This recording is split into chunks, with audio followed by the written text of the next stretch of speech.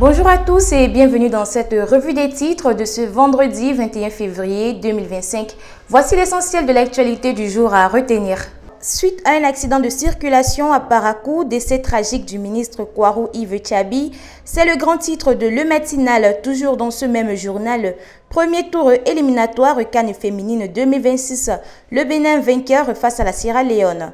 On continue avec le potentiel magouille dans les marchés publics. La corruption envoie Salvador à Kpakpo en prison. On reste toujours dans ce même journal. Tragédie sur l'axe Parakou-Tchaourou. Le ministre Kwarou Yves périt dans un accident de la route. Le Télégramme nous informe des échanges entre le chef de l'État et la haute hiérarchie de l'Église du christianisme céleste du Bénin, du Nigeria et de la Côte d'Ivoire. Le président Talon réconcilie les responsables de l'Église du christianisme céleste. Toujours dans ces mêmes colonnes, bavure policière à Natitengou, la Cour reconnaît la police coupable de violation de la Constitution. Fraternité informe du programme 20 000 logements sociaux et économiques. Initiative d'envergure, la commercialisation lancée. La boussole parle de la prorogation du programme spécial d'insertion pour l'emploi, une chance pour renforcer l'employabilité des jeunes. Autre grand titre de ce journal, reprise des contrôles quotidiens sur la route. Le calvaire des Béninois face aux tracasseries policières. Le Soleil Bénin parle des réformes dans le rang des GSM au Bénin. L'identification des abonnés prend fin le 30 mars prochain. Toujours dans ces mêmes colonnes, grotesque montage pour discréditer le député BR de la 23e.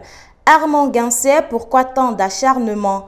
On enchaîne avec Jupiter qui parle des espèces de faune et de fleurs sauvagement menacées d'extinction. Le conseil scientifique de la Convention sur le commerce international bientôt organisé. Toujours avec ce journal, Ordre national du Bénin, Alfred Djossou élevé au grade du chevalier de l'Ordre national. L'autre quotidien informe de la commémoration des 35 ans de la conférence nationale qu'elle acquis à préserver contre vents et marées.